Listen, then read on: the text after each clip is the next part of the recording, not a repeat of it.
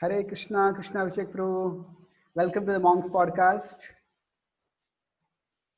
No, it's been a Thanks for having me here. thank you. I think we have known each other for almost about 10 years now. More than that, probably. It's a little more, yes. I've always appreciated your friendship and especially how you have helped me understand our tradition better. And especially, I read your thesis on Bhaktivinoda Thakur also. So I think also the fact that you come in, your lineage is related to Bhaktivinoda Thakur also makes it special. I could say you're authentic Gaudiya scholar. You're authentic from the traditional perspective and authentic from the contemporary perspective also, because you did your PhD in Chicago Divinity. So maybe can you just tell me a little bit about your spiritual journey, both as a spiritual seeker and as an academic scholar? Okay. First of all, thank you for inviting me to your podcast. And I greatly value your friendship too. I think we first met when the book Journey Home was being launched. Yes. And we met over mutual writing interests. And as far as I remember, I was at that time a graduate student at the University of Chicago, and I was honing my writing skills. And you were already an accomplished writer, and the world knows about it. And I enjoyed reading your books, and our writing journey kind of merged in 2009, as far as I remember, around November, when the book launch was going on in Calcutta. Yes, And I have probably now that I'm sorry to interrupt you. Now that I'm thinking about it, you are the only person that Radhanath Maharaj, my spiritual master, directly introduced me to. I just, it's an honor. It's an honor. Yeah. How much time do I have in terms of how I respond to this, and how much details do you want? What would you like to know? 5-10 minutes, so that we can, this is a foundational grounding for the discussion. So I would say 10 minutes is fine. If it goes longer also, it's okay. Okay, I'll try to wrap it up in 10 minutes. Sure. To cut to the chase, around the year 2000, that is exactly 20 years back, now it's 2020, I was preparing to join the Merchant Navy. That means it's not Navy, it's not naval. At the same time, what happens is people who are in the Merchant Navy usually, kind of join in the lowest rungs and on the deck side of a ship, and they kind of gradually work their way upwards. And my maternal grandfather was a ship captain. Okay. And my uncles, some of them were ship captains, some of them were marine engineers. And so this was in the family on my mother's side. Okay. And on my father's side, my grandfather was a school teacher who was an active member of Gandhi's nonviolent movement. He was on most wanted list by the British government, for which he had to run away for some time. Oh, okay. And was he a part of the Indian National Army of Subhash Chandra Bose? No, the Indian National Congress. Congress, okay. INC, the old INC, not the new INC. Yeah. And till the last day of his life, he lived by his ideology, and he always wore khadi, right? And very often he would teach students and not take any money for it. And by the time he finished his life, he was very poor, but his students were the Chief Minister of West Bengal and the Chief Justice of the Calcutta, Shamul Sen. I don't know how he wrapped up his career, and many, many other accomplished people. Now, it's not all my grandfather's credit, but these people kept in touch with him till the last day of his life.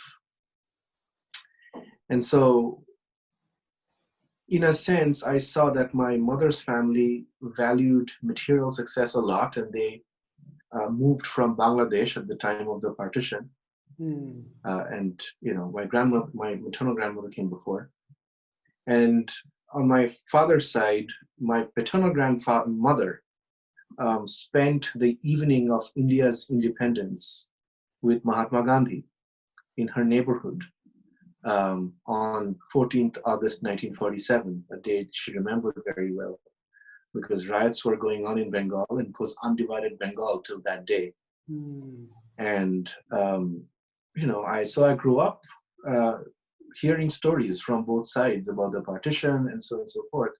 But there were also other stories I grew up hearing, and those were stories from the Bhagavatam, both on my father's side and my mother's side. Because on my father's side, I heard this, and I've never done any research to verify any of these things.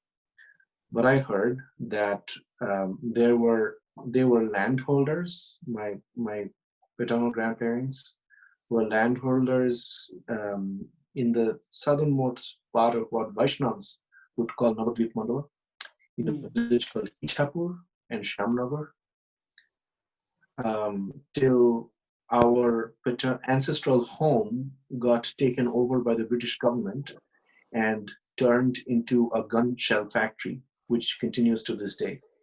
And my grandfather's grandfather, Radhikanarayan Ghosh, was the second batch of engineers to graduate from Shibpur Engineering College. And he was recruited to construct the road that runs from the temple of Lord Jagannath all the way to Gundicha. And apparently, and I've seen some of this, going back at least 7-8 generations, they were patrons of the Jagannath Puri temple. And Kashinath Khuntia's father, who was the Jomidar at Puri, was their friend, and they were also friends with Bhaktivinoda Thakur.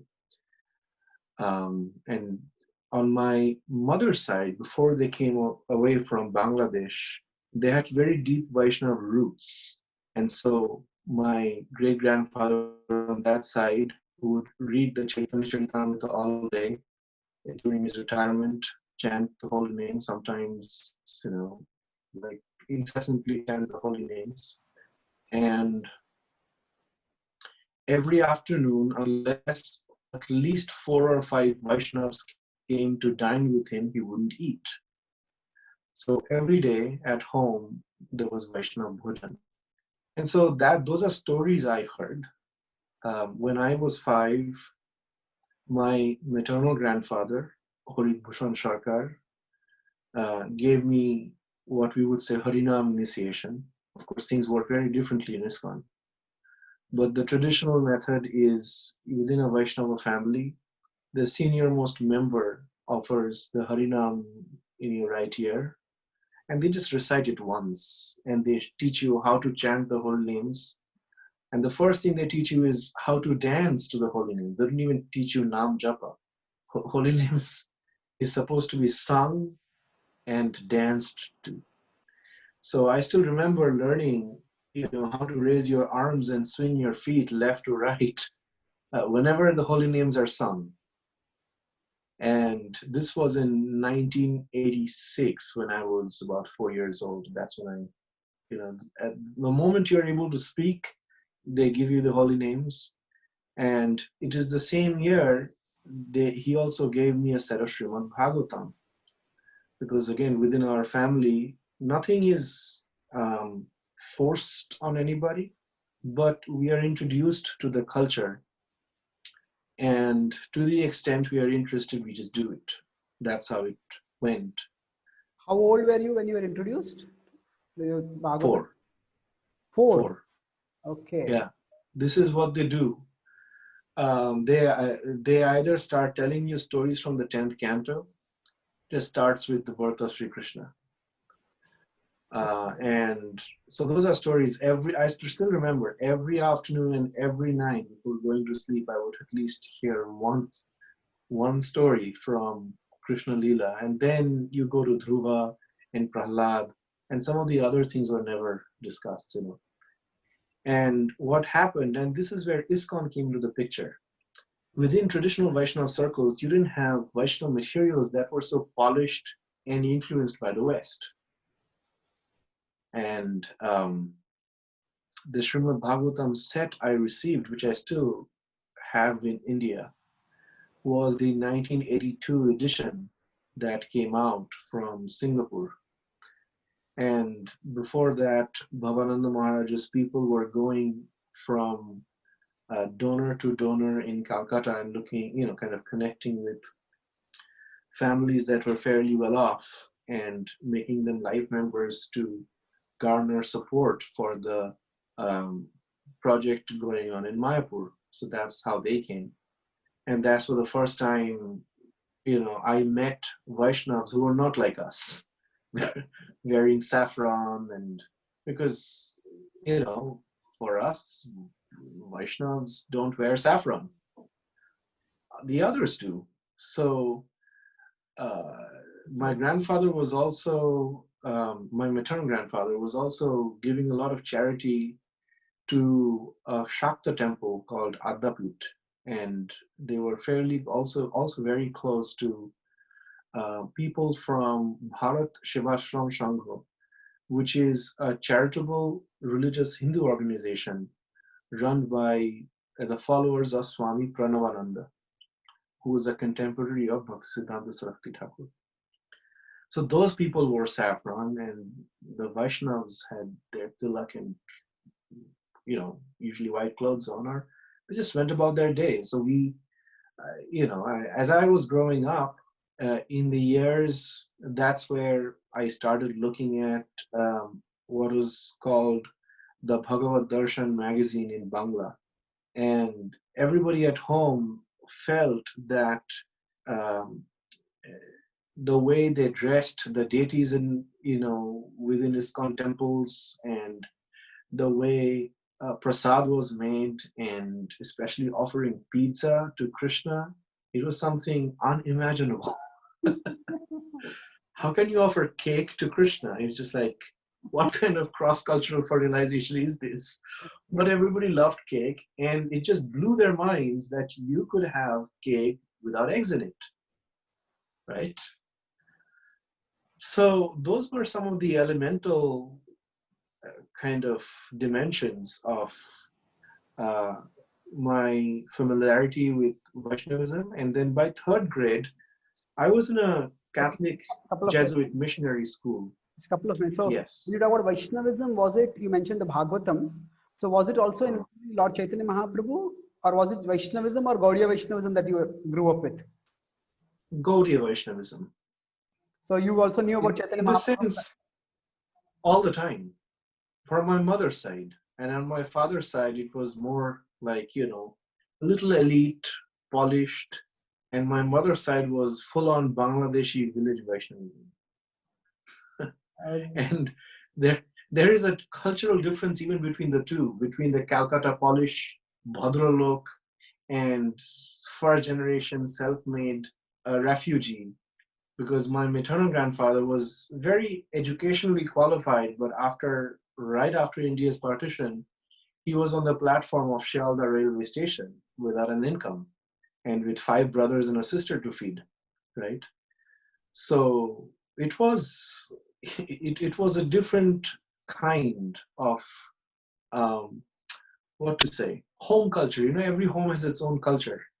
And so it was a different culture, and both had very pressing material concerns, very pressing worldly concerns, but at the same time, the foundations of how they remained steady and stuck as a family unit had a lot to do with how they practiced their spiritual life. No matter how difficult circumstances they found themselves in, at the end of the day, I always saw that they would go back to Jagannath, right? And just serving Jagannath. And till the last day of her life, my grandmother, who was a Vaishnav in her own right and a disciple of Bhakti Charu Maharaj, cooked almost 12 to 15 preparations every single day, whether somebody ate or not. she would make it for Lord Jagannath. And for her, she was always inspired to take initiation, and she waited a whole lifetime for that because she did not find the right person to take it from. Hmm. And then by the time she was 65, in or more, 1937, she was born 1934, and she had her Harinam initiation from Bhakti Charu Maharaj in 2001, right? Hmm. So 34, so about 65, 60, 67 years old. But even then, she just continued doing whatever she was doing. It's just that she added 16 rounds to her daily routine. Okay. But to be honest, she told me and that this 16 rounds is really boring stuff. I don't know why we are doing this. Just, but if Gurudev wants, we will do it, Okay. right? So And how it, and so these people, just to finish that train of thoughts, these people were my luminaries, and I owe whatever cultural, call it cultural influence, call it spiritual influence, to them till I met somebody called Tamar Krishna Maharaj, who all of us know. But you were Hmm. saying something. Yeah. So how was your connection with Bhaktivinoda Thakur or your family's connection? Can you just explain that also? I'll get to that. Yeah. I did not know about my connection with Bhaktivinoda Thakur. I knew nothing about it. Just that when I started frequenting ISKCON Kolkata in 1992, because my brother was born um, at Bellevue Hospital, which was right next to the 3C Albert Road Temple. Okay. And so my mother would visit during her pregnancy. And she told me apparently she used to come when I was in her belly too. And that's one of the first place I went to right after I was born, 3C Albert Road, Minto Park, Mandir. Beautiful. And in then over the years, I went on and off. There was some sociological pressure from various quarters of ISKCON to take initiation from ISKCON. And I was very open-minded about it. And I approached multiple people, and none of them replied. And I told them who I am and what I did, and so on and so forth. I had approached Burijan Prabhu, and I have approached Ravindra Swarup Prabhu. But those days, emails were still very new. Hmm. And I sent emails and didn't hear back from them. Then Agavit Prabhu, who was a leader in the ISKCON Youth Forum, began to frequent our place in 1996 because that's when Prabhupada's centennial happened, and that's where we met. Some of my present godbrothers, Ananga Mohan Prabhu and Vijay Govinda Prabhu and others, were also there. And I was in 8th grade and they were in like 9th and 10th grade or something like that. We were all very young. Hmm. And Agavit Prabhu kept pushing me, saying that you should take initiation seriously. And I didn't even know at that point, what that meant, because I was doing my own thing. And there were a couple of unfortunate incidents that happened at Kolkata ISKCON temple. And I was one of the people who were at the receiving end. And I don't want to get into that here. And at that point, Arabit Prabhu really pushed me to write to Tamal Krishna Maharaj, and he was saying you should take initiation from him, and I was like, I was resisting with all my might, and he had me write a letter, because apparently in 1999 December, when Tamal Krishna Goswami came to Vrindavan in Govardhan, he heard about me, and he said, you have to tell him to write a letter to me. And so I wrote a letter, and that wasn't the most kind letter on planet Earth, because I didn't think of him as my guru.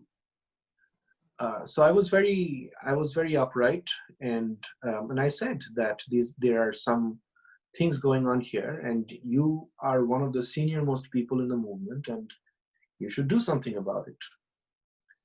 And he wrote a very kind letter back and apologized.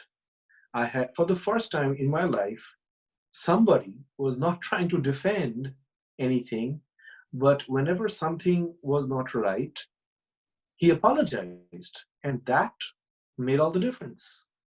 And in that same letter, he said that whenever I come to Kolkata next, I would like to stay at your house, and I would like to take food prepared by your grandmother, and I will also initiate you. And so I had received Harinam, but I never formally received a name and a mala. And so Tamal Krishna Maharaj kept my family name, and he just added Krishna to it. So that's how I became Krishna Abhishek. Yeah. Okay. So Abhishek Because my, Ghosh to Krishna Abhishek. Okay. yes. Hmm. Um, and then whenever I spent any time with him, it was very intense. And I had the good fortune of being one of the most junior um, assistant, servant, whatever you call. And um, he did come to my house and stay for a couple of days. He stayed overnight. I think, I don't remember if it's 2 nights or 1 night. He stayed at Agabit Prabhu's place and did programs there. Then he came over to my house and stayed in my house. And then that is the time he told me that Krishna Abhishek, if you, and this was right before initiation, if you are serious about your spiritual life, you should give up your dreams about merchant navy. And there was another friend and we had our life planned out. We were 18. That we would join the merchant navy. We would travel around the world for free. We would take 3 months off every year that we can spend in Mayapur or Vrindavan. And at that particular year, the year before that, I also had a bit of an existential crisis because I really liked a girl, and she had a hole in her heart, and she had died, and she was, kind of around my age. To see a person my age die, who I liked so much, from a symptom that none of us could control, was, kind of made me question the point of why career, why this, why that, why merchant navy, why any of this. And that was one of the first times I took Krishna Bhakti very seriously. It was that gentle existential push, so to say. But years before, in my Jesuit school, there were also teachers who were constantly telling us that Hindus worship monkeys and trees, and Jesus Christ is the one true God, and they were selling us Bible comics in school.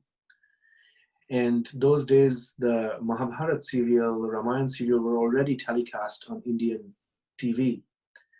And I still remember Mr. Derek Fernandez, who was one of our third grade teachers, come and tell very openly in class that those are fake stories, those are mythologies. Even the serial says that, right? And we used to have posters in our classroom, God is one and he loves everyone. And there was a picture of a church. And so, and those things went on. And then in 8th grade, we had a school principal called Mr. Neville McNamara. And he was a very cruel person, right? And he used to beat up children, very violent. And despite many good things, he had his temper issues, so to say. And he continued, and in my brother's batch, 10 years later, he slapped a boy so hard that this boy got a hemorrhage, right? So those kind of things went on.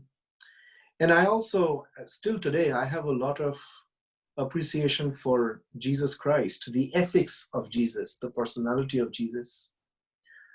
But I saw that there was a wide chasm between what Christians profess and what Christians practice. And I also saw a very wide chasm between what Hindus, especially Vaishnavas, professed and what they practiced.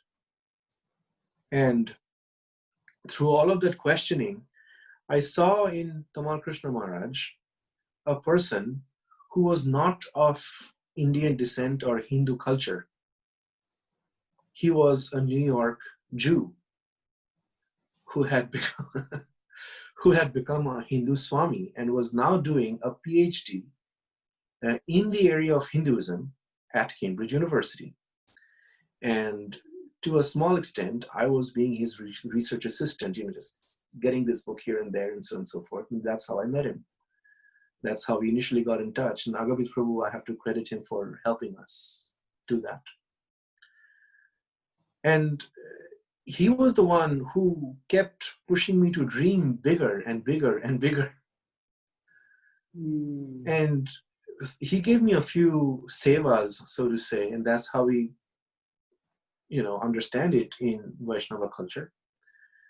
That, there are general sevas everybody gets, like study the Bhagavatam, recite the holy names, serve Vaishnavas, stay in close proximity to a holy place so you can visit, right? Or if you don't have a holy place, you do something like us. Like we used to take bath in Lake Michigan during summers, and we used to call it Kishori Kunda, because Kishori is right next to Lake Michigan, and Kishori is Radha. So instead of calling it Radha Kunda, we just call it Kishori Kunda. And your friend Alexander Uskokov, our common friend who has a PhD on Adi Shankara from University of Chicago, and a few of my students, every afternoon you just go and bathe there in Kishori Kunda. Right? So those, the 5 angas of bhakti that Rupa Goswami discusses in Bhakti Rasamrita Sindhu, serving the deity, living in holy place, and so on and so forth, we try doing that the best of our ability. But what Tamal Krishna Maharaj, Gurudev, as I called him, told me is that, these are not his exact words, but this is the kind of summary of our conversations, that there are enough engineers on planet Earth, there are enough doctors, there are enough merchant navy ship captains, there aren't enough educators, there aren't enough healers, there aren't enough positive change makers. And look at the condition our planet is in today with all our success. So for the first time, when I was 18, I was not thinking about my school or my city or even my country, because that was the largest extent of my imagination, that, I'm an Indian, I belong to India, I'm a Hindu. And then he, through his conversation, cut through all of those knots of identity that I thought I was, but I was not. And for the first time, that existential crisis gave me a glimpse of the idea that you are not the body. And I was like, well, if I had to write it, I would say, you're not just that body. That's true. And then next year, this was one of the most devastating. Sorry, please. Let's hold on 1 minute. This is Sure. a very good discussion we are having. At the same time, I'm not sure, how much people say who are not interested in you as a person. This is becoming more like how you came to Krishna consciousness, or how you came to the academic journey. So I mean, the way it's going, probably it will take 1.5 hours to cover the story itself. So I'll shorten it up. I don't mind if you want the podcast to be about that, but no. Let's shorten it. And so, long story short, Tamal Krishna Maharaj asked me to go to university to pursue a degree in the academic study of religion, which I had no clue about. And several people helped at that point. There was a friend, Travis Chilcott. He's a former disciple of Hridananda Goswami, Tripurari Das. He was the one who introduced me to Shaunaka Rishi. Okay. And before See, sorry to interrupt you again. No, please go ahead. That our discussion was supposed to be on the topic of, where are the intellectuals defining dharma? So, so you are an intellectual doing that in some ways. So in that sense, your story is relevant. But I Hmm. think the specifics of your story, like, Hmm. who helped and everything, that may not be so relevant because That's right. That's right. I keep forgetting that we are on a podcast. I'm just chatting with a friend. So thank you for putting me back on track. Um, uh, anyway, so you know too many details right now. As far as it was Tamal Krishna Goswami's idea, and I came to academia, and it has been a journey. Ended up studying with a very controversial figure, who I like on a personal level very much, and she's Wendy Doniger. Hmm. And our conversation on dharma and academia, I think, should have that connection as a springboard, because Yeah, she's at the considered to be the embodiment of everything that is wrong with academia by many Hindutva scholars. that is right. That is right. And so Wendy happened to be one of the three people at the University of Chicago who was on my doctoral committee. And the other two people were Gary Tubb, and Gary was also friends with Tamal Krishna Goswami, and he wrote the introduction to Jagannath Natakam. Hmm. And Dipesh Chakrabarti, who is a very well-known historian, a South Asian historian of South Asia, let's put it that way. Hmm. Okay. And So what was the University topic of of Chicago, your thesis? huh? What was the topic of your thesis? You The, doctorate? the topic of my thesis was, the title was Vaishnavism and the West. And I pored over all of the books of our acharyas, starting with Srila Prabhupada and going all the way to Chandidas, Vidyapati, then Gunaraj Khan. And, my Sanskrit was not very strong. I know something. But my Bangla is my native language and it's quite strong. So at least the Bangla side and the Uriya side of our tradition, I read as thoroughly as I could. And I noted that each acharya, or at least the way we put it, is quite illustrious in their own way. And Wendy Doniger and I used to sit down and read the books of our previous acharyas. And she and I and Dipesh Chakrabarti actually ended up pointing out that of all the people that we covered, Bhaktivinoda Thakur was one of the contemporaries who experienced similar situations as us: British colonialism, westernization, globalization, and actually brought the entire ambit of Krishna conscious, or if you call it Krishna conscious, or Vaishnav worldviews and practices in conversation with modernity. And that is where, you're like focusing a lens, and sometimes it's too blurry no matter which end you go to, and then suddenly you hit a sweet spot and my lens is focused on my object, and now I can click a picture. Hmm. And Bhaktivinoda Thakur appeared in my doctoral dissertation like that in the entire ambit of Gaudiya Vaishnava literature, there is no one else who thinks in the lines of European Enlightenment, at the same time doesn't compromise the values of the tradition, and as I have written elsewhere, in one of my articles, doesn't throw away the baby with the bathwater. Hmm. Many other people like Bankim Chandra Chatterjee wrote a book called The Krishna Charitra, in which he said the Krishna of the Mahabharata is the legitimate Krishna that we should worship as our hero. Yeah, I think he removed the seemingly morally questionable parts. Well, Yes, and he said those were things that poets came up with. And Bhaktivinoda Thakur and Bankim Chandra Chatterjee, by the way, Bankim Chandra is also the author of a novel called Anandamat, where the song Bande Mataram was written for the first time.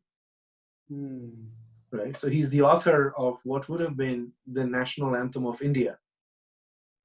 Right? Okay.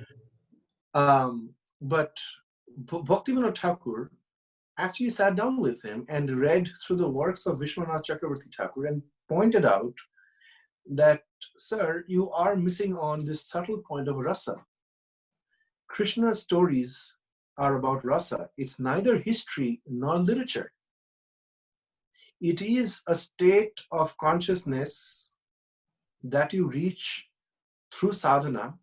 And when that state of consciousness or samadhi is attained, that is when Krishna Lila opens up to you. Before that, if you're sitting here and talking about Krishna without understanding how to get there, we will totally misunderstand Krishna. And that's what's happening. And so Bankim Chandra Chatterjee, as far as I've heard, I haven't verified it myself, changed some of the conclusions of his book through his conversations with Bhaktivinoda Thakur. And then when I got deeper and deeper and deeper, I came across, and this is during my PhD, that my grandfather's great-grandfather, who was an educationist in India, called Paddy Charan Sharkar, opened, was, kind of Barashat girls, one of the first women's colleges in India, because women going to college was unthinkable. And Bhaktivinoda Thakur had approached him to get his books published. Mm-hmm. And so that was one connection I found out. And the other connection is, I found out that the Mustafis, that was Bhaktivinoda Thakur's mother's side, are my cousins on my father's side. And this is because back then in Calcutta, all of the Kayasthas used to live very close to each other. They used to intermarry and interdine.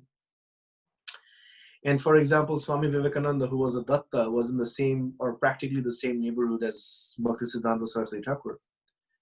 And the Ghoshes, the Dattas, the Boshes, the Mitras, the Majumdars, they were all like little clans. And so that's how the personal connection kind of, it worked out. And I found out while I was doing my research. But that's not something I kind of focus on. I knew something about it back in the day. And whatever I knew at that point, I wrote to Tama Krishna Maharaj, and he noted in a letter that it's awesome that, or it's great that you're connected family-wise, but you're also connected spiritually. This is a very important point, at least for me at that point. Now, coming back into academia, 19th century Bengal is a very robust area of scholarship, because the Bengali Bhadralok, the Western educated Bengali elite, were the first group within the Asian continent whose worldviews got impacted by colonialism more than any other group in Asia. And this is from a book called Europe Reconsidered by a historian, Tapan Rai Chaudhuri, that came out from Oxford University Press. And to study the history of British presence in India, the history of Hinduism, and the role of Bhaktivinoda Thakur and why he was different. And this is also something Wendy Doniger helped me identify. He says, Bhaktivinoda Thakur is different, especially very much unlike Swami Vivekananda, because Vivekananda is brave in his own way. He came to Chicago, did his speech, but his point was, hey, be nice to each other. And he explained whatever, Swami Vivekananda explained whatever he understood to be Vedantic philosophy in his own way. Bhaktivinoda Thakur, on the other hand, did not compromise with the primary literatures, Sanskrit literatures of our tradition, right?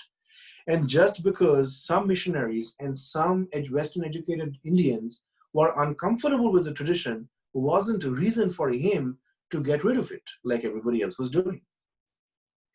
And what he did was he got further into it and said, actually, the mighty genius of Nadia, which he called Chaitanya Mahaprabhu, was his Eastern savior. And Srimad Bhagavatam was the book that had a solution to the craziness that people were experiencing due to colonialism. Right?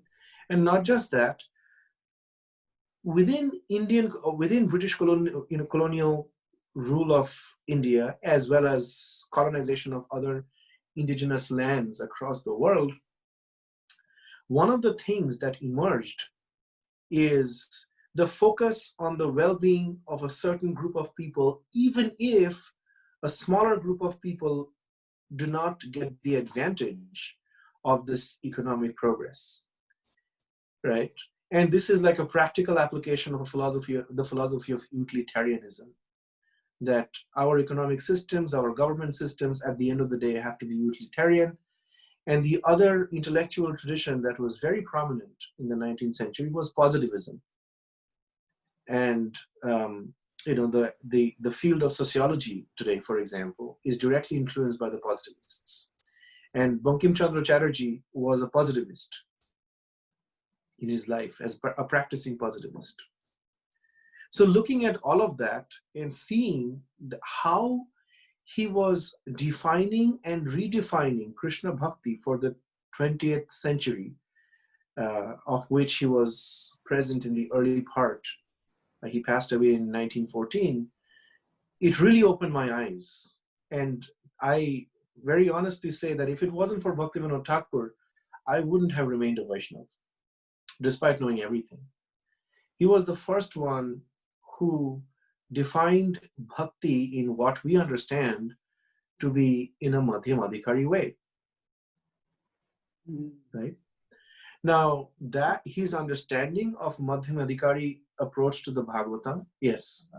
What you mentioned, see that his whole point of Bhaktivinoda Thakur, I think the way the podcast has gone, maybe we could focus more on, rather than defending dharma in general, we could focus more on, say, Bhaktivinoda Thakur as maybe a Gaudiya Vaishnavism and Bhaktivinoda Thakur as a representative of Gaudiya Vaishnavism, because you spoke about how you grew up in a Vaishnava family, but you faced some challenges institutionally, and I think maybe intellectually also. And so Bhaktivinoda Thakur engages with the contemporary tradition or a contemporary intellectual tradition. And can you give some examples of, say, some things which you felt were addressed by Bhaktivinoda Thakur's writings in a way that you had not heard being addressed before, and that help you to... So when we say he brought in a dialogue, we often understand that Srila Prabhupada went and presented Krishna consciousness in the West, and the movement as it started in the West. But Prabhupada also says that I think the father of the modern day Krishna consciousness movement is Bhaktivinoda Thakur. So in a sense, Bhaktivinoda Thakur laid the intellectual groundwork, and Prabhupada took it further. So Yes. Can you explain this point about which questions or either some issues or some questions which Bhaktivinoda Thakur, the way he addressed, attracted you? Yeah, sure. I would try to approach that question by thinking through the idea of what it means to be a liberal. Okay. Excuse me. And what does liberal arts mean? So Bhaktivinoda Thakur had the educational training in the liberal arts. And he was a liberal, not in the modern political sense, but in the sense of an all-encompassing worldview. And in his introduction to Sri Chaitanya Shikshamrita, the very first line says, the teachings of Lord Chaitanya can resolve all contradictions that arise in various philosophies. One idea. It's like, just 1 minute. Wow. Liberal in the modern sense and liberal in the all-inclusive sense. What is the difference? The difference is, the word liberal in today's political discourse has a certain baggage, right? It is often identified with left-inclined thinkers, as well as people who belong to an elite intellectual class who is disconnected with the common suffering of everyday people. That's how the word liberal is often understood. That's good. And say like an intellectual elite and then leftist. Yeah. Intellectual elite, leftist, disconnected with grassroots problem, and at the same time takes the first seat when it comes to trying to represent these people in the grassroots. That's well put. Very nicely put. Yeah. I Right? think a couple of other things also is when related with the disconnected itself is liberals seem to be quite against tradition. They That's often the modern perception, and my argument is Bhaktivinoda Thakur is the opposite. He is a liberal who is very much within the tradition, more than you can imagine. And it is possible to be within a tradition and still be liberal. We would probably want to use a different word today, given the political baggage that word has. Hmm, But a liberal means somebody who is willing to, include everyone as long as they are not against the principles of dharma, that's true. And the right? thing I've noticed that people may espouse some liberal positions, Hmm. but often they have quite an illiberal disposition. And this is also something Bhaktisiddhanta Saraswati Thakur pointed out many times in his life, saying that what kind of a broad-minded person, or you could translate that as the word liberal, what kind of a liberal or a broad-minded person are you that you will not tolerate any other argument than the ones that you've already set your mind on? That's so true. They're quite illiberal about anyone who does not espouse the liberal position. Yes. Yeah. And so, and So that Bhaktivinoda the Thakur right says that, wing people, at least in the United States, sorry, sorry, go ahead, is Bhaktivinoda please. Thakur referring to somebody particularly when he's talking about I, this? I read it in different, when I didn't, when I read through all these books, I didn't pinpoint, like Context, okay, yeah. look into details, so I don't remember the context, but I've read in at least 2 or 3 places. Now, Okay. what kind of a liberal or a broad-minded person are you? And he's saying this to some of the scholars in his times, Hmm. right, who were a part of the establishment. So Bhaktivinoda Thakur, as far as I understand, from a worldly perspective, we are all humans, and there must be some problem somewhere. And so, if you want to dig holes in his life, he has given his autobiography and said, this is for my friends and followers. Just make sure that it doesn't get into wrong hands. Basically, people who will just use it to dig holes and create more ruckus. Hmm. If they want to do that, that is their business. That is that's their prerogative. But Vaishnavas usually say that, flies and honeybees, in Bangla they call machi and momachi. They Hmm. look very similar, but they go to different destinations Hmm. based on their ruchi or taste. So let's leave that conversation at that. Hmm. Coming back to some of the questions that we brought up before the Zoom uh, podcast, and the role of Bhaktivinoda Thakur that you asked right now. Bhaktivinoda Thakur wrote an article called Dayananda Saraswati and Tantra Shastra. Hmm. So it's his article on Tantra. In that article, he says that Dayananda Saraswati, who we know very well, Okay, just pause. So are you addressing that my earlier question of how Bhaktivinoda Thakur say address some issues which were not addressed earlier, or how yes, Bhaktivinoda Thakur as at this, help you to stay yeah, as no, yeah, I'm trying to address yeah, all okay. the 3 points you raised. That the idea about Western academia or being an academic, the idea of liberal. The second is how Bhaktivinoda Thakur helped me, and number 3, how Bhaktivinoda Thakur is liberal in his own way. And those are the 3 things I'm trying to address.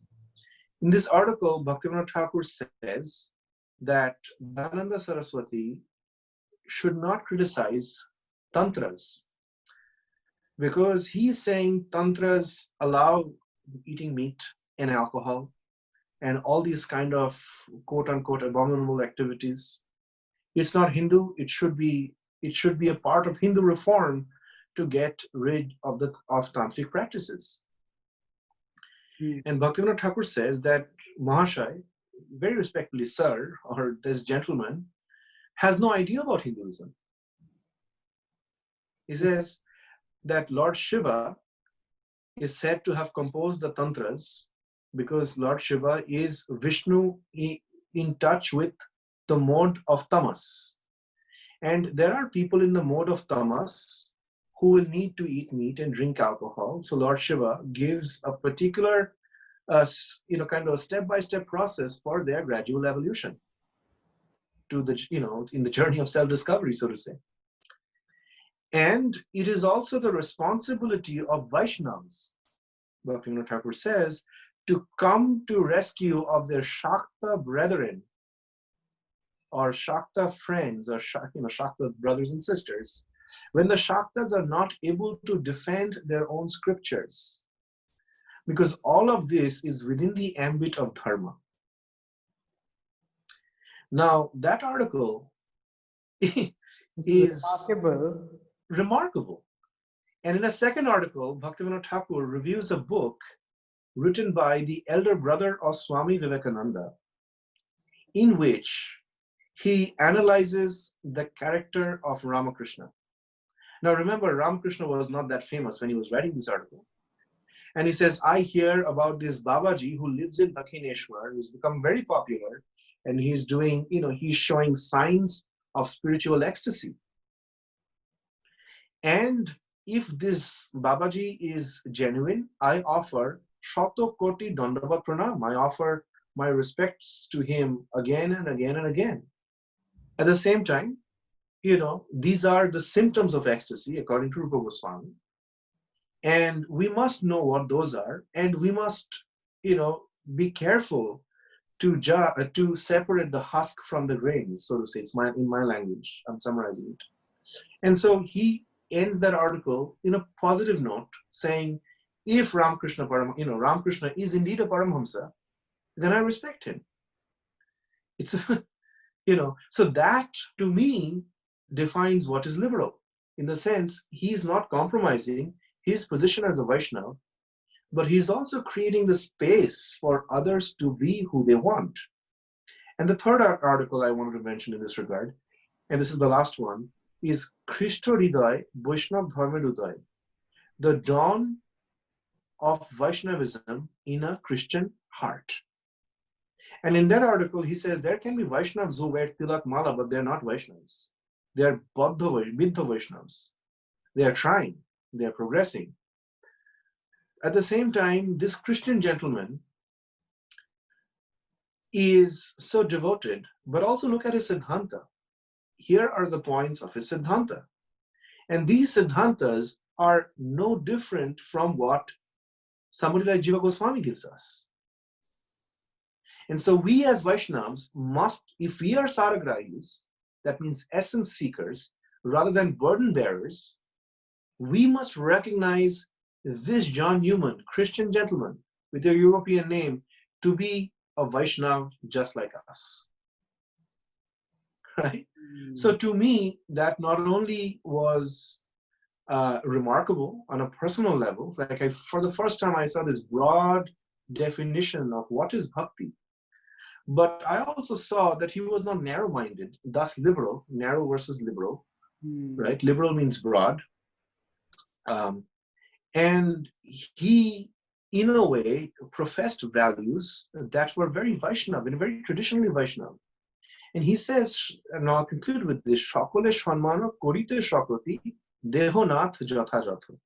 Give me the strength to respect everybody according to my capability and what they deserve.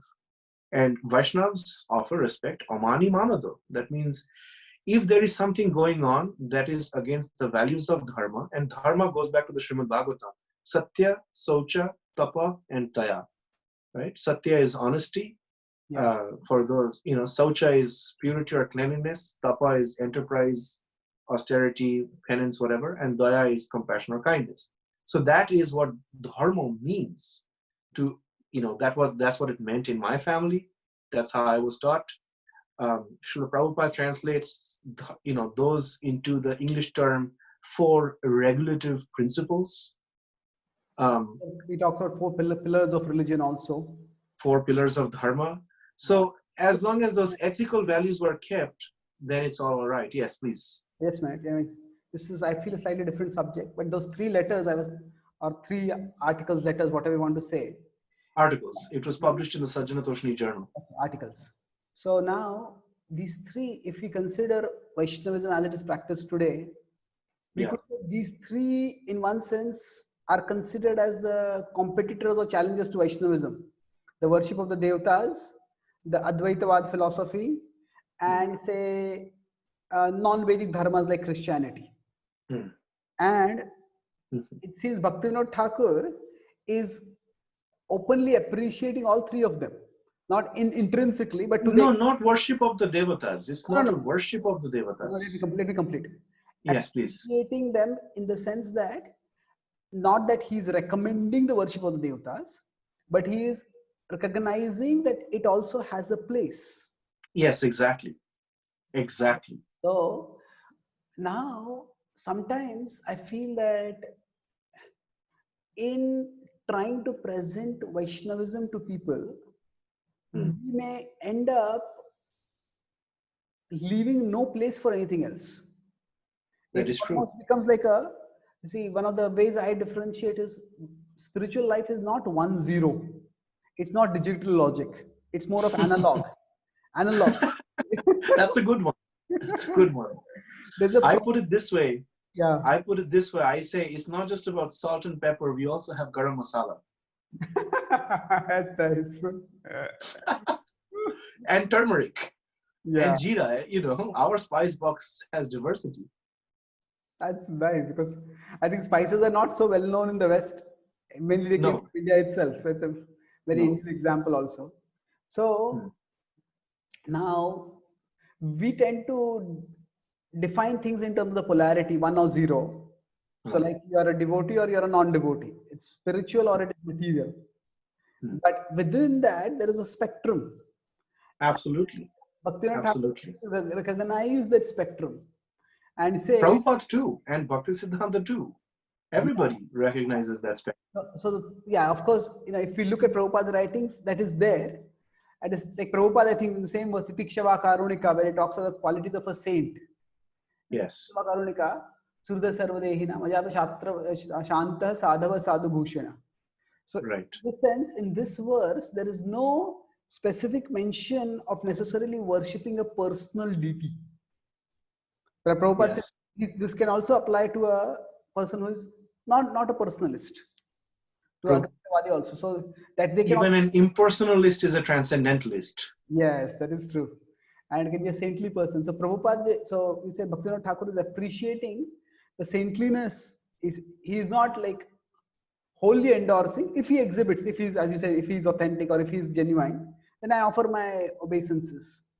And Yes. third case, he's talking about Vaishnavism not so much as a specific practice as more of a you could say a universal emotion, like rising of Christianity in the heart, rising of Vaishnavism in the heart of a Christian. Hmm. So he's talking more of a emotion might be a little cheap word, not an appropriate word, but maybe it's like a It's rasa. The word is rasa. yeah, And his point is rasa is universal. yeah. So By the way, if I may interject, yeah, last month I had almost a 1 hour conversation with Wendy Doniger, and mm, we were both appreciating how rasa is universal. And she said, yes, that is true. You know, just as there are elements of dharma or ethics that can be translated across cultures, there are mm, elements of yoga that can be translated across cultures. So is rasa that can be translated across cultures. And if you look at it, dharma is sambandha in a sense, yoga is abhidheya, and rasa is prayojana. And that is what Krishna Bhakti is can you in repeat? those three words. And Sambandha, okay, sambandha, okay, you know, that is when you know what is Ishwar, Prakriti, Jiva, Kala, and Karma, then you practice dharma. You respect all forms of life, and and then for your own internal self, you practice yoga, bhakti yoga, whatever. But then the purpose for bhakti yogi especially is the experience of rasa, and that is the prayojan.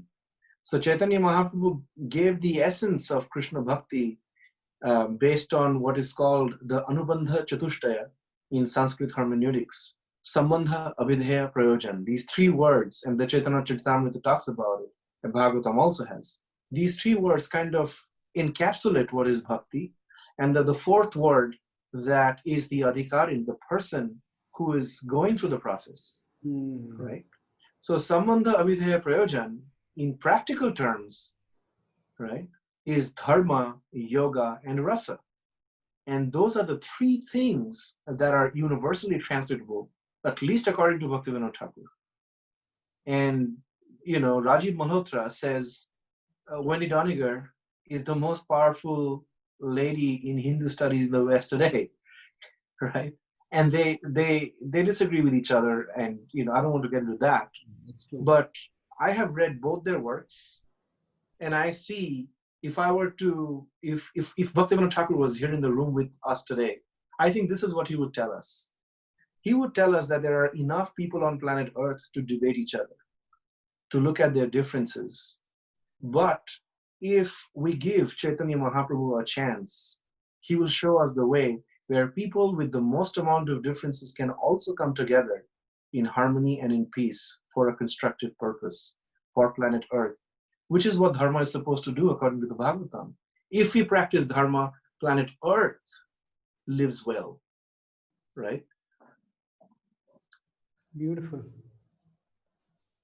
Just to go back to a couple of points now. So Sure. rasa can be a potential universal concept, and it is, you could say, it's one of the things which our tradition, the Gaudiya tradition, has distinctively to offer to world. That's what Bhaktivinoda Thakur said. Right. So now, taking that point further, you went back. You said earlier also talk about Bankim Chandra, who wrote a, you could say, a sanitized version of Krishna he presented.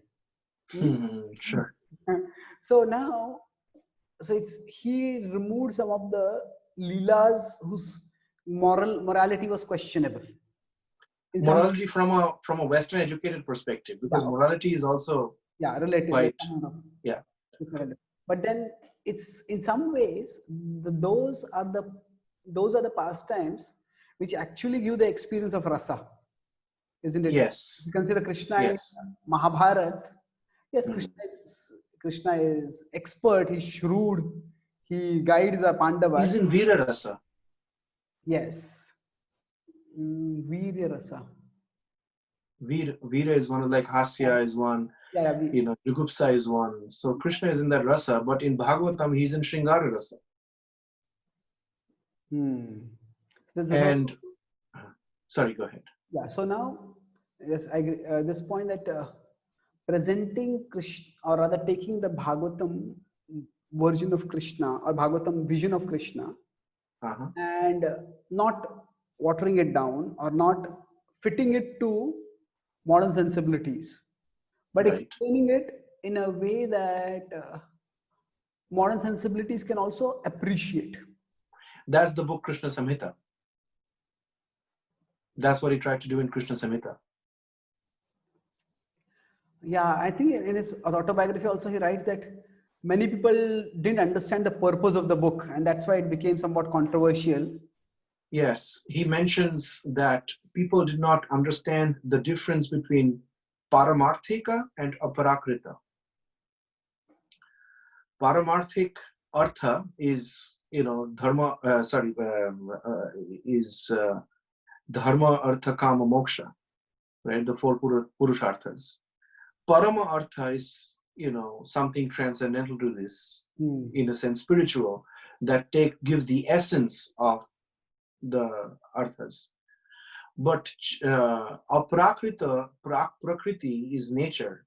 So whatever is paramarthika is still within nature. Aprakrita is, on the other hand, transcendental. So the difference between spiritual and transcendental is very subtle. And I pointed out that difference in the Krishna Samhita, which people do not understand. That's what he said in his autobiography. So what exactly is the difference he's talking about? That Krishna Lila is aprakrita.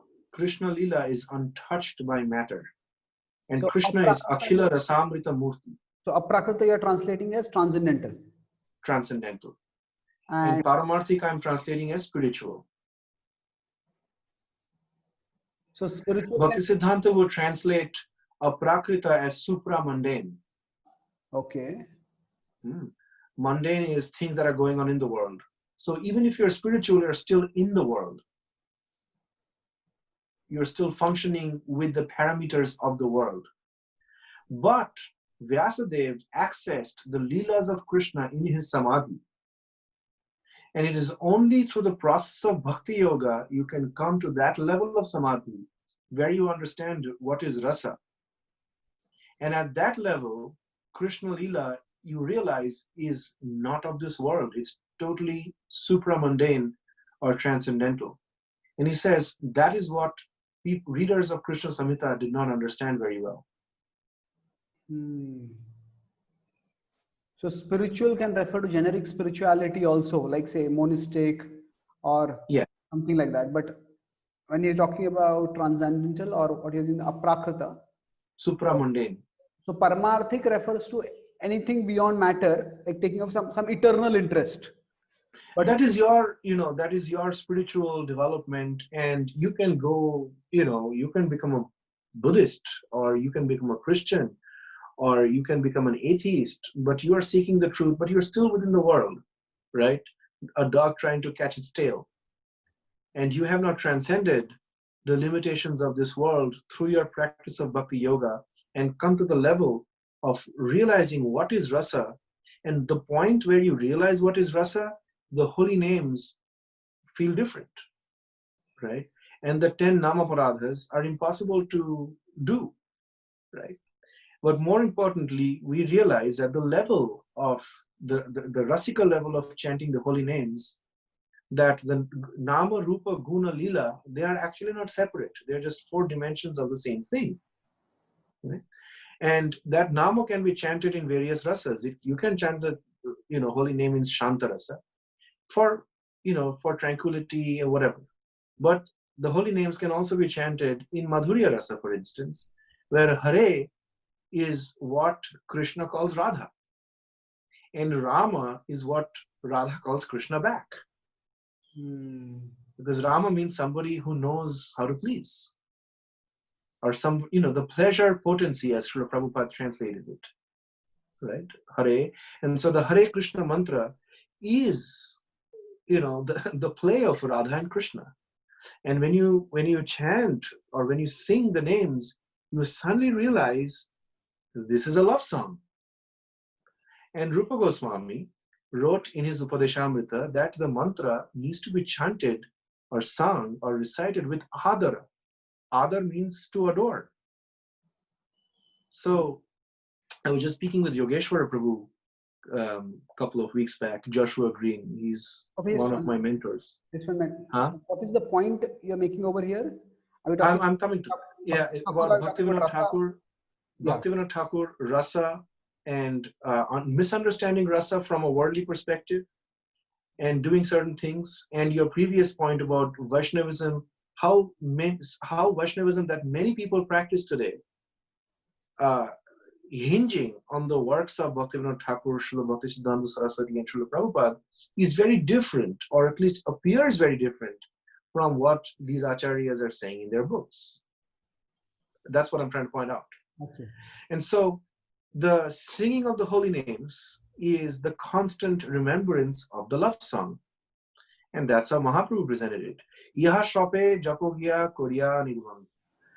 Nirbandha means firm resolve. Kirtaniya sadahori, all the time. Kirtan does not necessarily mean to hold a japamala in your hand. Even what you and I are doing, in a very broad sense, is kirtan. Mat chitta madgatah prana bodhayante paraspara kathayante mam nityam tushyanti cha ramanti cha. Bhagavad Gita. That is also kirtan, because the result of kirtan is tushyanti ramanti. As Krishna says, it is tushti, right? And ramanti is also related to the word ram, that is delight, one who delights. And so that holy name can be chanted in Sakya Ras, in Vatsalya Ras, and so on and so forth. But if we do not follow a step-by-step process that Rupa Goswami has given out in the Bhakti Rasamrita Sindhu, it's like, and this is something our common mentor, Radhanath Swami, and I, we've gone back and discussed this many, many times. That is, unless we have a systematic progression through bhakti, we can take initiation, but many years will pass and we will be stuck in the same level. It's like enrolling in a school and there are no classrooms, or the rooms are there but the classes are not divided and the education isn't happening. So Krishna consciousness is a scientific process of cultivating the wisdom of the heart, so to say, right? And now what Bhaktivinoda Thakur pointed out in Bankim Chandra Chatterjee and many others of his times, that when you are divorcing Krishna from rasa, then the Krishna you are trying to talk about is not the Aprakrita Krishna. It is not the supramundane Krishna, right? And the other thing we have to, the two more things, very quick points that I can explain if you ask anything. One is we use the word Supreme Personality of Godhead, which is different from the word God. God is a short form of the Supreme Personality of Godhead. Those 5 words are powerful words. What do those mean? Is one thing we have to be very clear about. Because God is not Supreme Personality of Godhead. Krishna is the Supreme Personality of Godhead. And Supreme Personality of Godhead is a translation of the word Bhagavan. And we often use the words Bhagavan and God interchangeably, but so do we with the word Ishvara and God, and Brahman and God, and Paramatma and God. Now, in the Sanskrit language, Brahman, Paramatma, Bhagavan, Ishwar are very distinct words, and we have to respect that. When we use the word God to describe all of that, we are trying to relish the flavor of garam masala through the taste of salt and pepper, and it's not possible. Do you see what I'm saying? That's the first thing. So in that sense, I once went to give a talk and I said, one of the things that one of my core academic arguments is God is not Vishnu. Because the word God has a very specific Judeo-Christian, Abrahamic connotation. And in the English language, we may use it. But we have to look at the specific tikas of the Bhagavatam and the verses and the primary text to understand what exactly is the context of that word. In English, it just says God or Supreme Personality of Godhead, one. And the second point I wanted to mention is that the teachings of Krishna for Bhaktivinoda Thakur and for all our acharyas, as far as I understand it, is for the well-being of the planet, and it gives an alternative vision of the universe. That means when somebody stands under a dark night sky and looks up at the stars, they see a vast universe where there are all these heavenly bodies that are going around, in their respective orbits, but all of them are dead. That's what, mechanistic, empirical science tells us. We do not find life in our shape and form in anything that we see. The Bhagavatam gives an alternative perspective. That is, this universe is not bleak. This universe, in fact, is full of joy and bliss if you give up the illusion that you are the Lord and Master of it all, and you become a servant. And you learn to look at the universe through the lens of rasa. And when you do that, all these universes, this is the cover of Srila Prabhupada's first edition of Prabhupada's Bhagavatam, that within every universe, there is transcendental rasa. And that's how we look at these universes. And this was the idea behind what we now call the Temple of Vedic Planetarium, but this is also Bhaktivinoda Thakur's idea, that we must demonstrate the universe that we look at is very different from how Western colonial traditions are asking us to imagine it to be. It is a Rasika universe, right? You can talk to plants, and the moon is a beautiful place.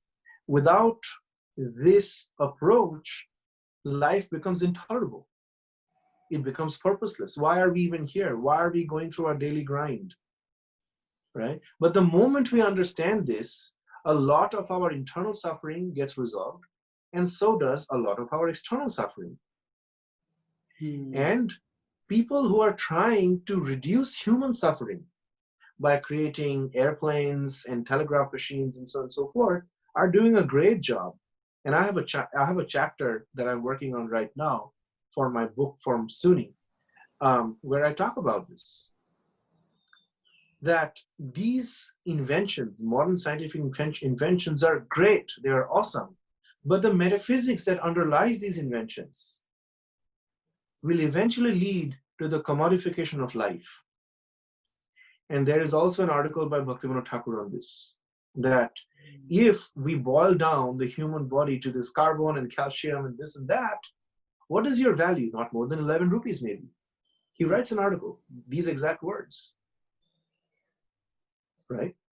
But the moment you realize the point of subjectivity, that means you have a unique perspective on things, and you are somebody who is capable of experiencing refined emotions and being happy, even within this lifetime, right?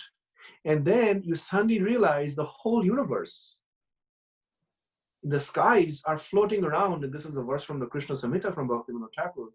Just like Krishna is the Dhruva star and all the other stars, like all the other constellations, circle it, right? We jivas circle the source of these transcendental emotions, even if we don't understand what it is. Let's call it Krishna. Akhila Rashamrita Murti Posrimara Taraka Pali, Rupa Goswami says. Krishna is Akhila, all Rasa Amrita Murti.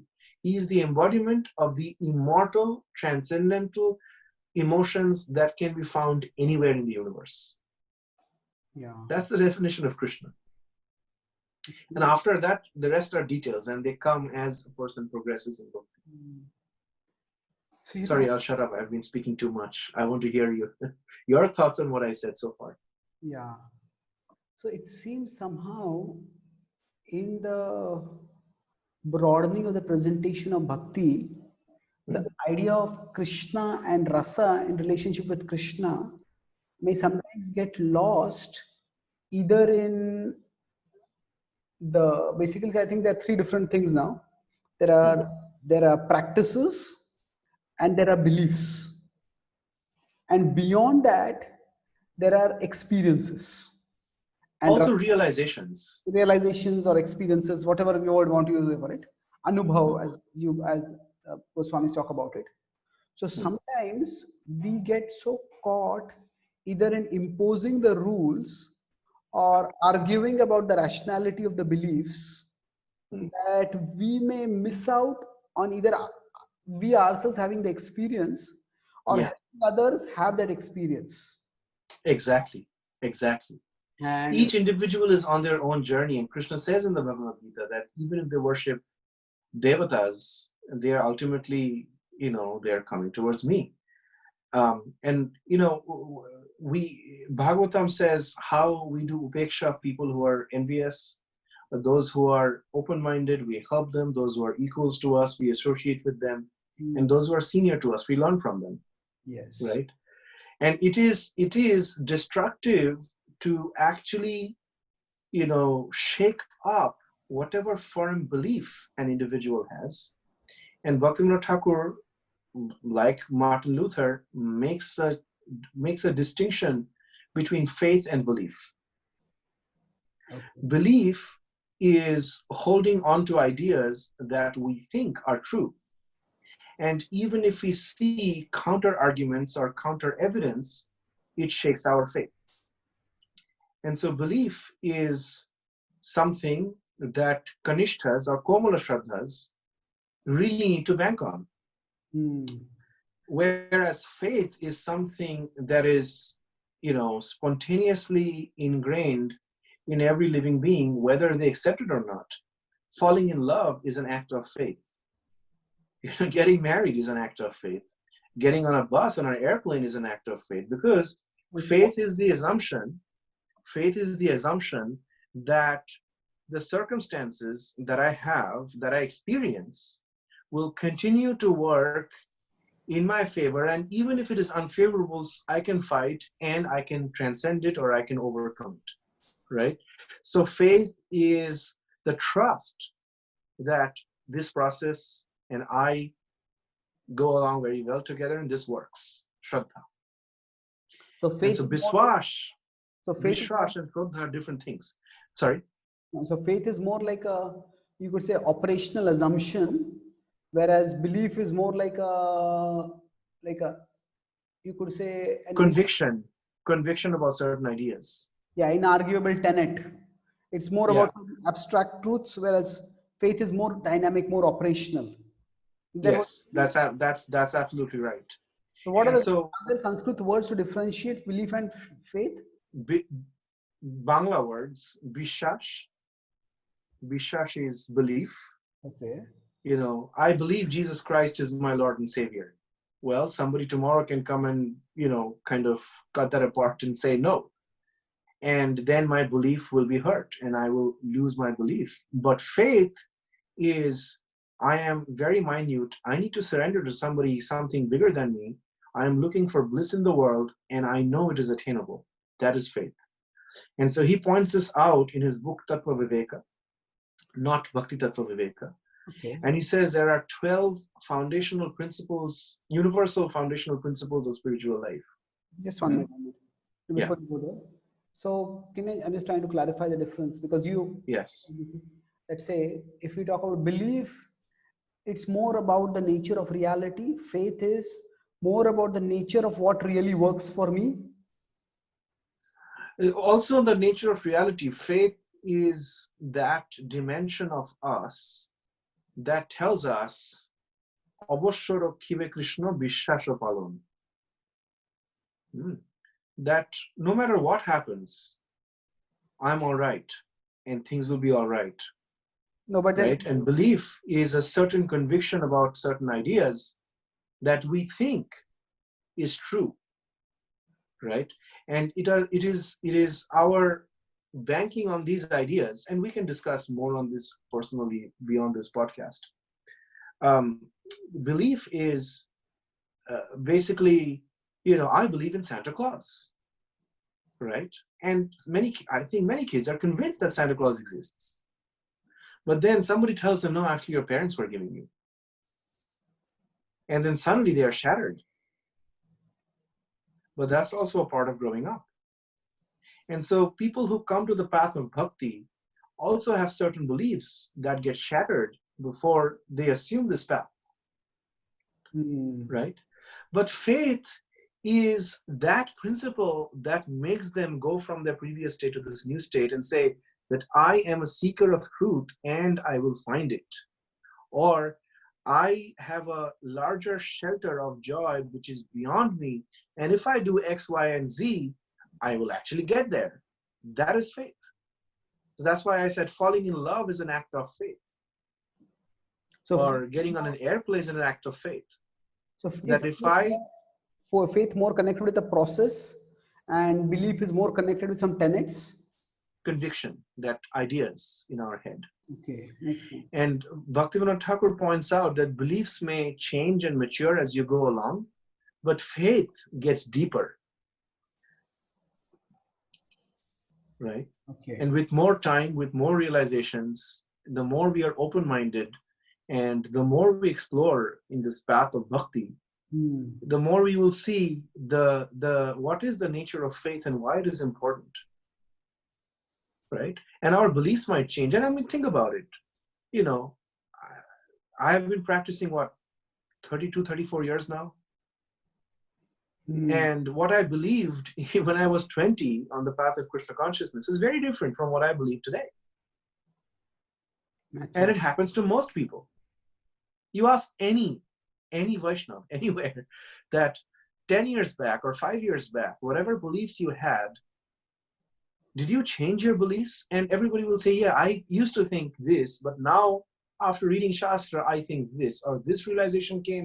I'm not sure. What do you think? Right? So beliefs are constantly changing. Faith, on the other hand, remains. Do you see what I'm saying? Yeah. So going back earlier, you talk about the difference between the term God and the terms, say, Ishvara or Brahman or Paramatma or Bhagwan. So again, was that also to stress the point of the difference of rasa, that God has a particular connotation? And yes, but more than just rasa, it also has to do with language, and culture. Bhaktivinoda Thakur says that to understand rasa, we need many, many elements, such as Gopi, Vrindavan, Alamban, Uddipan, and so on and so forth, right? So a tamal tree in Vrindavan reminds you of Krishna because Krishna is Tamal Krishna. He's dark like a tamal tree. Now you try to look for tamal trees in Michigan, good luck, it won't work. So what would be the Alamban in Michigan? And our common friend Hari Parshad Prabhu came and said, the sthai bhav of Michigan is depression. It's like a permanent mood. Oh God. Right? And I agree with him.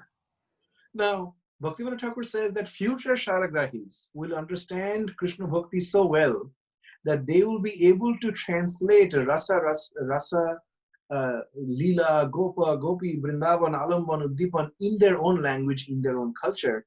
And this is the gift of Sriman Mahaprabhu. Right? That is, to be able to translate rasa and experience the states of bhava and eventually rasa nishpatti, is what Mahaprabhu tried to give to the whole world. And he says that they have Vaishnavism. Right? We don't have to preach to anybody. We don't have to convert anybody. We don't have to make somebody change their names to a Hindu name and wear dhoti kurta to become Vaishnav. But let them understand what we have to offer and let them culturally translate that into their own situation without deviations. Right? And that is why, for example, if somebody puts a Santa Claus hat on a Krishna vigraha, on a deity, it's a rasa bhasha. It's like imposing. Jesus Christ never saw a snowflake, so to say, and I'm not using the word snowflake in a political connotation, but he never literally. He was in Palestine. Jesus Christ never saw a Christmas tree. He wasn't even born on December 25th. It was the Roman Emperor Constantine. You know this history, and I know this.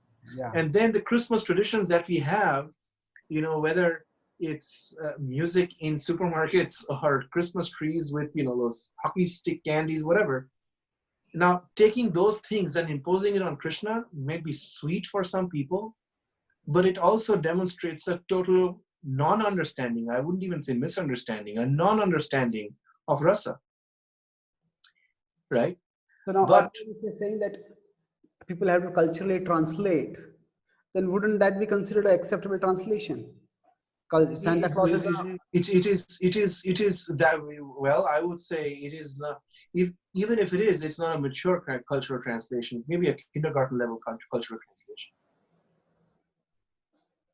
The real cultural translation comes, I would argue, in the books of Bhaktivinoda Thakur, where he shows how to culturally translate certain things.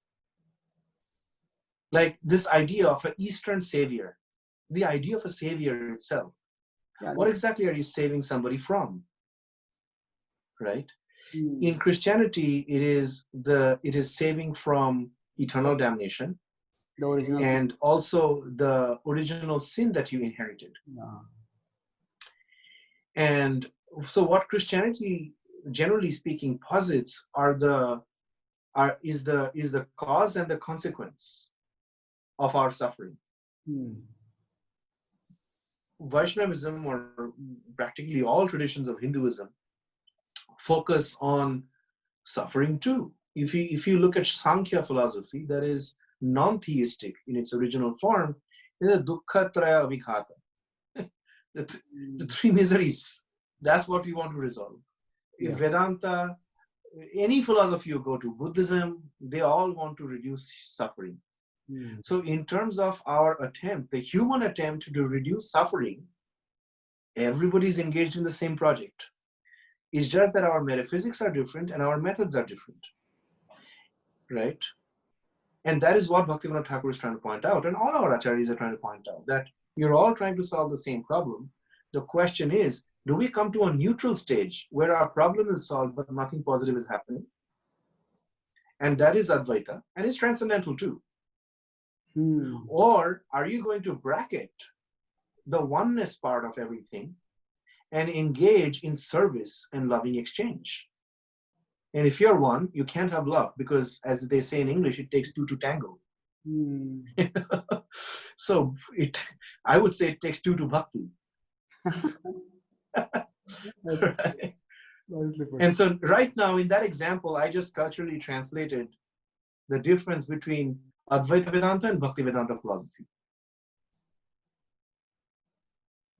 So translating doesn't necessarily mean putting a Santa Claus costume on Krishna. If somebody loves to do that, more power to them. If that makes them more Krishna conscious, who am I to intervene or comment or say anything? Hmm. It's between them and whatever they are doing. But when it comes to Siddhanta and Rasa, this cultural translation is a lifetime project for multiple generations. It Hmm. won't happen in just your generation or, even our children's generation. If you think about it, Bhaktivinoda Thakur wrote in 1896 that, when will that day come when people recognize the name of Srimad Mahaprabhu? Hmm. He didn't see it. And it's not till, even now we are wondering what happened. Yes, there were waves of Sankirtan on the way, but Sankirtan movement was very big in Bengal, but very small compared to the rest of the world. Yeah. And the ambition, and this is one thing Wendy Doniger and I went back and forth on multiple times. Her point was, why is this not a megalomaniac agenda? Right? Because, Napoleon wanted to conquer the whole world. Right? And there are statements like that, Prabhupada says, we want to culturally conquer the whole world. Why is that not a megalomaniac agenda? And my answer to that is, it would be megalomaniac if it boosted the ego of one person who want to rule over everything. But the moment this person learns how to become a servant and puts the interest of Mother Bhumi and Father Dharma, so to say, according to the Bhagavad, as the topmost priority, then it is not megalomaniac. If you say that climate change is going to be a disaster for future generations, we must stop this, frequent amount of air travel, and therefore we need to have this, and this measures, the Paris Climate Accord, for example, the people who run it or the people who conceived it and helped implement it are not megalomaniacs. They're not trying to control the world. And if they are trying to control the world for the planet's benefit. So whose interests are you putting forward? And if you look at the Mahabharata, Krishna says very clearly that my first commitment is to Mother Bhumi. Because there is the section where the sage asks, Krishna, you could have stopped the war. Why did you let it happen? And Krishna says, I tried, but my first commitment is to Mother Bhumi. And how is Mother Bhumi going to, flourish? Bhagavatam first kind of says, Father Dharma, the bull, because of these times, has lost his 3 legs and is tottering on the 4th. Right? As long as we preserve Dharma, Bhumi will be a wonderful place to live in. And what is Dharma? It's basic ethics. Basic ethics. You don't need to be a yogi. You don't need to be a bhakta. You don't need to be a Vaishnava. And that's why Bhaktivinoda Thakur used to often say, first become a human being, then you can think about becoming a Vaishnava. Aage manusha, tapor Vaishnava. Oh, really? That's a direct quote from him, huh? Even Prabhupada said, first come to the human platform. 4 regulative principles is coming to the human platform. Any decent human being will have integrity, honesty, right? They'll be clean hygienically, also in terms of their dealings, right? They must, work every day for their own sustenance. But most importantly, they must be compassionate and kind. These 4 are basically the 4 legs of Dharma. So it's, rather than looking at them as the 4 things not to do, which can come off as imposing or sectarian to some extent, we can look at them more as 4 virtues, and nobody was actually going to argue that these are not virtues.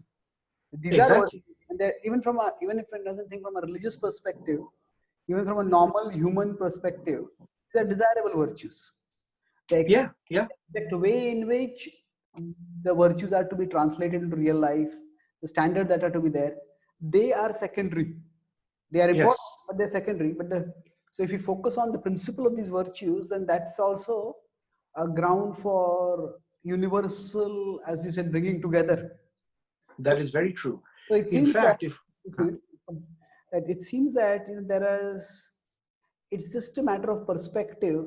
The same principles could be either presented in a way that is off-putting and seems sectarian, or the same principles could be put in a way which is attractive and unifying. So it's very true, very true. In fact, in Sanskrit, we have this thing called vidhi and nishedha, yes, right? yeah. Vidhi means the principle, what you should do, and nishedha is what is the bare minimum you shouldn't do. So when we go to a doctor, he says, you take this medicine, but don't eat cold things because you have a sore throat. That's the basic minimum you shouldn't do. So when Prabhupada is using the terms four regulative principles, he is presenting the nishedhas, that this is the bare minimum you shouldn't do, right? But the principle is much more powerful, much broader, and it's there in the Bhagavatam. That is, these are the four virtues that you should practice. And these things, for example, and I think there is also a lot to say about Prabhupada's English, but that's another podcast for another day. For example, the difference between intoxication and addiction, right? Intoxicants and stimulants. So tea and coffee, for example, can be addictive. And I know people in my life who will get a headache if they don't get a cup of tea after they wake up, right? So that means their body is dependent on those chemicals. Intoxicants, on the other hand, they mess up with your mind, right? But, and what I'm about to say is very controversial, and you can cut this out from your podcast if you want, that, there is historical evidence that Srila Prabhupada used to use snuff. Now, snuff is tobacco. And somebody might complain that, yes, Prabhupada is saying no intoxicants, and then he's using intoxicants. But Prabhupada is also saying that in the middle of the night, if I have to dictate my books, I take this medicinally. Yeah. Right? So is tobacco bad? Yes, if you abuse that medicine, it's like, I know kids here in the US, and I'm a professor on a college campus, and I know things about their lives that you wouldn't even want to hear. But this is what kids were doing at one point. They were stealing medicines from their parents' cabinets, and they would have these weekend parties, and they would pour all sorts of medicine, mix them up, take a fist, and have it. It's abuse of medicine. So rather than focusing on the and then they would stay on this state of high, their body would feel weird, and they was like, whoa, this is so awesome. Oh God, Prabhupada is saying no intoxicants in that state, you don't want to destroy your body. But the dharmic principle is tapa. Tapa means enterprise, honest effort, right? That Prabhupada translates as austerity. And addiction or intoxication is an impediment to that. So, now, if somebody is is having a mental health problem. So, Prabhu, just want me to interrupt. I think we had planned 2 hours, and it's almost 2 hours now. Oh, it is? Oh, wow. So, we could always have another podcast in future. But no, that's fine. Maybe the next few minutes. But I hope I was able to answer some of your questions. No, is there anything that's... No. Sorry, go ahead. Definitely. No. You're on a particular flow of thought. Maybe you could complete that, and then we can discuss some concluding thoughts, and then we can find... You're saying something... Sure. Oxidation, yeah. Sure. So my point is the foundations of Krishna consciousness that the way we understand is 4 regulative principles, chant 16 rounds, and take initiation, and the rest are details. Our acharyas give a very different trajectory. That is 16 rounds minimum. That if you don't think about Krishna rest of the day, you're not Krishna conscious, whatever, at least take out an hour and a half every day for this. It's important. The principle is not Kirtaniya 16 rounds. The principle is Kirtaniya Shadahuri. Hmm. 16 rounds minimum.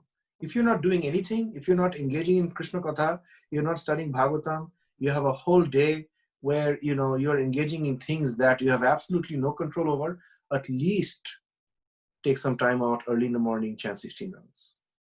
That's the bare minimum. But if you organize your life in such a way that you can 24 hours speak about Krishna, engage in devotional service in some form or the other, then, just as Krishna says, the purpose of a small body of water is fulfilled by a great ocean. Similarly, the purpose of 16 rounds is fulfilled by Kirtaniya Shadahuri. And regulatory principles is basically trying to get somebody on a very, very basic platform of ethics, right? And I think, to conclude that flow of thoughts, there is a severe misunderstanding of both Sanskrit and English when people read Prabhupada's books. Because Prabhupada's English is from, remember, the early 1900s, and English has changed a lot. All languages change, right? If we read Shakespeare, we won't understand Shakespeare. And now if you go back and read Beowulf, which was 1,000 years back, that English wouldn't even stand out as English. So Prabhupada gave the Sanskrit verses because that part is as it is. I mean, it's non-compromising, right? And he encouraged us to go back and read the works of our previous teachers. And Acharya literally means in the Western world, a professor. That previous luminaries are previous professors, right? And just as to study history of religions, I not only have to go to Wendy Doniger, but I also have to read Edward Dimmock and Mercy Eliade, because they are the previous acharyas in that particular field. In the field of Krishna Bhakti, there are previous acharyas going back all the way to Lord Krishna himself, right? And this is the reason Prabhupada was very insistent that this can come from Hindu culture, but Krishna consciousness is non-sectarian. It doesn't belong to one particular religion, just like yoga is non-sectarian. It doesn't, right? And Bhaktivinoda Thakur says very clearly, Hindu is my culture, Vaishnavism is my religion. And so Vaishnavism flourishes within Hindu culture, just as Boeing and Airbus flourishes within Western capitalist culture. Right? Now, airplanes are Western, but they do not belong to the West. They belong to the whole world. Similarly, for our inner development, Krishna Bhakti is universal because it belongs to the whole world, even though it emerges out of Hindu culture. That's all I have to say for now. That's beautiful. A very good example of how, when we have to do this brings us back to the earlier point of cultural translation, that if you want to do cultural translation, we can just arbitrarily impose cultural symbols, but we have to do it in a way that actually serves the purpose. So Hinduism is the culture, Vaishnavism is the religion. The religion is the sense what gives us transcendental experience. And what gives us meaning in life. Yes, and how that will be translated, that will be like a life, that can require lifetimes of effort. Absolutely. That's true. So, Prabhu, it's been sorry for taking your podcast in 20 different directions. It's been wonderful talking with you, Prabhu. Thank you for your time. Thank you for your time and having me here. And it is good to hear your voice and see your face after a long time. Yes, Prabhu. See you again sometime soon. Hare Krishna. See you. Please take care. Radhe Shyam. Hare Krishna.